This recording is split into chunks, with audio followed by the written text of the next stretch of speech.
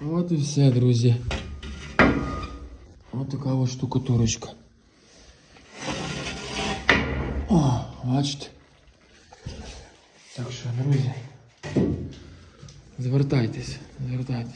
Така от біда сталася, бачите, у нас. Забрали майстра, ТЦК. Речі йому, коротше, відвожу. Що зробиш? Таке життя. Просто взяли і запхали в машину. А він і воював, і поранення має. Просто не подав документ. Вчасно. Догляд за мамою. Вже на Краматорську. Отак.